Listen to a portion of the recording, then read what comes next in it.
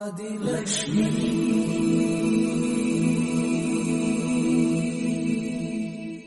श्री धनलक्ष्मी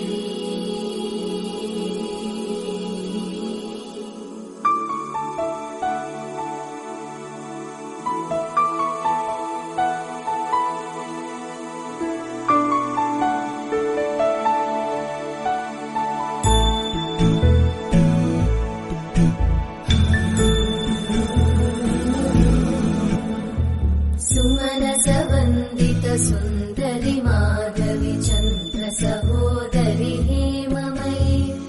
मुनिगणवन्दित मोक्षप्रदायिनि मञ्जुळभाषिणि वेदनुते पङ्कजवासिनि देव सुपूजित सद्गुणवर्षिणि शान्तियुते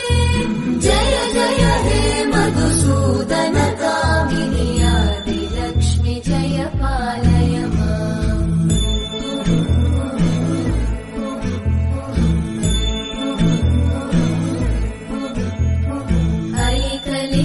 कल्मषनाशिनि कामिनि वैदिकरूपिणि वेदमये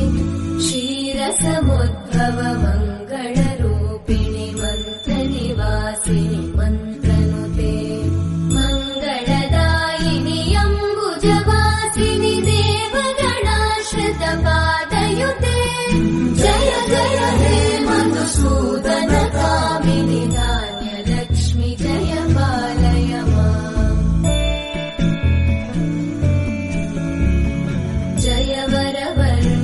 वैष्णवि भार्गवि मन्त्रस्वरूपिणि मन्त्रमये सुरगणपूजित शीघ्रफलप्रद ज्ञानविकासिनि शास्त्रनुते भवभयहारिणि पापविमोचनि साधुजनाश्रितपादयुते जय जय हे मधुसूदन कामिनि धैर्यलक्ष्मि जय पालय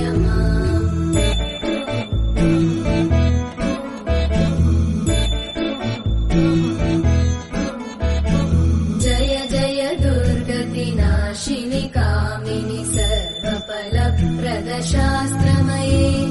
रथगजतुरगपदादि समानुत परिजनमण्डित लोकनुते हरिहर ब्रह्म सुपूजित सेवित तापनिवारिणि पादयुते जय जय हे मधुसूदन कामिनि श्रीगजलक्ष्मी पालय ऐकगवाहिनि मोहिनि चक्रिणि रागविवर्धिनि ज्ञानमये गुणगणवारिधि लोकहितैषिणि सप्तस्वरवरगाननुते सकल सुरासुर देव मुनीश्वर मानव वन्दित पादयुते जय जय हे मधुसूदन कामिनि सन्तान लक्ष्मि पालय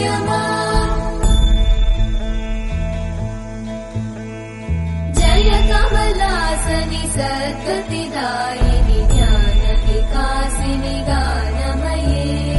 अनुदिनमर्चित कुङ्कुमधूसर भूषित वासित वाद्यनुते कनकधरा स्तुति वैभव वन्दित शङ्कर देशिक मान्यपते जय जय हे मधुसूदन